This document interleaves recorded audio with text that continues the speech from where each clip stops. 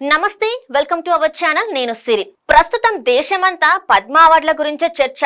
తాజాగా తెలుగు రాష్ట్రాలలో మాజీ ఉపరాష్ట్రపతి శ్రీ వెంకయ్య నాయుడు మెగాస్టార్ చిరంజీవి గారికి పద్మ విభూషణ్ పురస్కారం వరించింది. వారి రంగాలలో ఎనలేని సేవలకు గాను ఇద్దరికి దేశంలోని రెండో అత్యున్నత పురస్కారం అందుకున్నారు.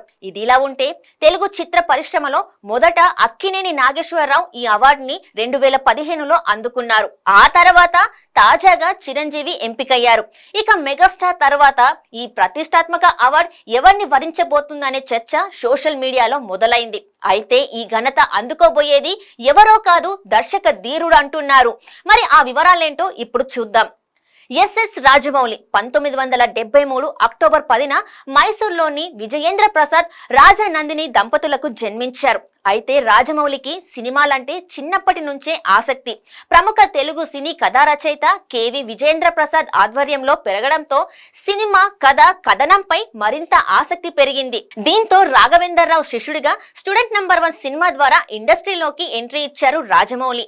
అయితే వెండితెర కంటే ముందు టీవీ సీరియల్స్ కి రాజమౌళి పనిచేశారు. అలా ఒక్కో మెట్టు ఎక్కుతూ తెలుగు సినిమా పరిశ్రమలోనే ప్రముఖ అగ్ర దర్శకుల్లో ఒకరిగా ఎదిగారు. అంతేకాకుండా ఇప్పటి వరకు ఒక్క ఫెయిల్యూర్ ని కూడా చవి చూడకపోవడం ఇతని ప్రత్యేకత. ఇప్పటి వరకు రాజమౌళి 12 సినిమాలు తీశారు. అంతేకాదు రాజమౌళి సినిమాతో ఆ హీరోలు స్టార్ హీరోలు అయిపోయారు. స్టూడెంట్ నంబర్ 1 నుంచి మొదలైన సినీ ప్రస్థానం సింహాద్రి, సై, ఛత్రపతి, విక్రమార్కుడు, యమదొంగ, మొగధీర, మర్యాద రామన్న, ఈగ, Baahubali the beginning, Baahubali the conclusion, RRR సినిమాలకు దర్శకత్వం వహించారు.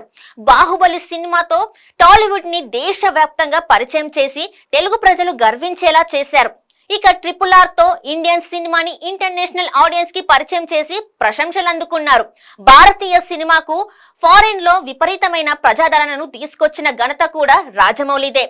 తీసింది తక్కువ సినిమాలే అయినా ఇండియాలోనే నంబర్ 1 సక్సెస్ఫుల్ పాపులర్ డైరెక్టర్ గా ఎదిగారు. భారతీయ చిత్ర పరిశ్రమలో హైయెస్ట్ గ్రాస్ కలెక్ట్ చేసిన డైరెక్టర్ కూడా రాజమౌళినే. అంతేకాకుండా ఇండియాలోనే అత్యధిక రెమ్యునరేషన్ అందుకుంటున్న డైరెక్టర్ జాబితాలో మొదటి స్థానంలో రాజమౌళి నిలిచారు.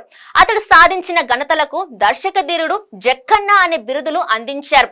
ఇక సినిమా రంగానికి తాను అందించిన సేవలకు గాను ఇండియన్ సినిమాని ఇంటర్నేషనల్ ఆడియన్స్ కి పరిచయం చేసి భారతీయ సినిమాపై హాలీవుడ్ సైతం మొగ్గు చూపేలా చేసిన రాజమౌళికి వచ్చే ఏడాది పద్మ విభూషణ్ ఇచ్చినా ఆశ్చర్యపోనవసరం లేదు. ఇప్పటికే సోషల్ మీడియాలో పద్మ విభూషణ్ అందుకోబోతున్న జక్కన్న అంటూ పలువురు అభిమానులు, నెటిజన్లు ట్రెండ్ చేస్తున్నారు. ఒకవేళ నిజంగా రాజమౌళికి ఆ ప్రతిష్టాత్మకమైన అవార్డు లభిస్తే అభిమానులు ఫుల్ ఖుషి అవుతారు.